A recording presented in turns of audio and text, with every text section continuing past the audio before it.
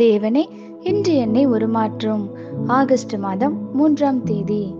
தேவனுடைய சித்தம் நம் போஜனம். யோவான் 4:34.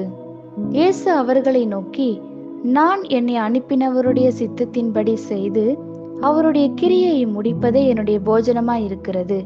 வாசிக்க வேண்டிய பகுதி எபிரேயர் 10ஆம் அதிகாரம் 4 முதல் 12 வரை. அல்லாமலும் காளை, வெள்ளாட்டுக்கடா இவைகளுடைய இரத்தம் பாவங்களை நிவர்த்தி செய்ய மாட்டாதே.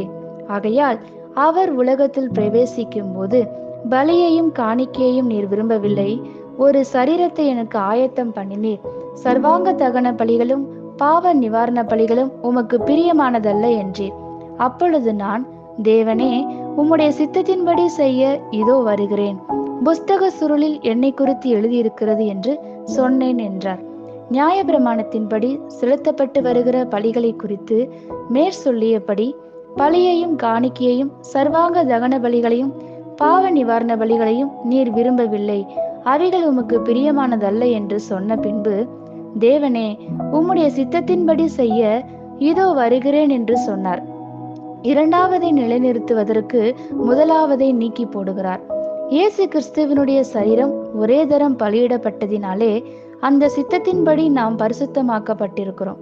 அன்றியும் எந்த ஆசாரியனும் நாடோறும் ஆராதனை செய்கிறவனாயும் பாவங்களை ஒரு காலம் நிவர்த்தி செய்யக்கூடாத ஒரேவித பலிகளை அநேக தரம் செலுத்தி வருகிறவனாயும் நிற்பான்.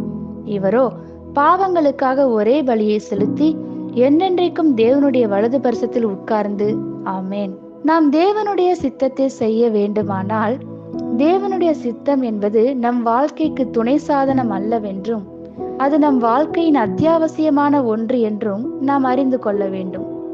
உணவு எப்படி நமக்கு மகிழ்ச்சியையும் நிறைவையும் சக்தியையும் கொடுக்கிறதோ, அவ்வாறே தேவனுடைய சித்தம் நம் ஆவிக்கு உற்சாகத்தையும் ஆத்மாவிற்கு திடனையும் மனதிற்கு நிறைவையும் அளிக்கும்.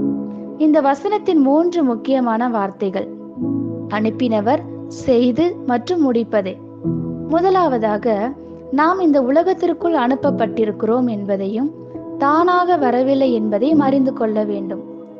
பரம தகப்பன் நம்மை ஒரு நோக்கத்தோடு இந்த பூவுலகில் அனுப்பியிருக்கிறார். அந்த சித்தத்தை நிறைவேற்றி அவர் சித்தத்தை செய்து முடிப்பதே இவ்வுலகில் நம் வாழ்வின் நோக்கமாக இருக்க வேண்டும். அவரின் சித்தத்தை செய்து முடிக்க நாம் தீர்மானிக்கும் வரை நம் வாழ்வில் ஒரு நிறைவை அனுபவிக்க முடியாது. திருப்தியும் நிறைவு நம் விரும்புகிற காரியங்களை செய்வதால் வருவதில்லை, மாறாக அவர் விரும்புகிறதை செய்வதாலே வருகின்றன. உணவு உயிர் வாழ்தல், பலன், ஜீவன் மற்றும் திருப்திக்கு அவசியம். அதை தேவைகளில் உள்ளவர்களுக்கு உங்களால் பகிர்ந்து கொள்ளவும் முடியும்.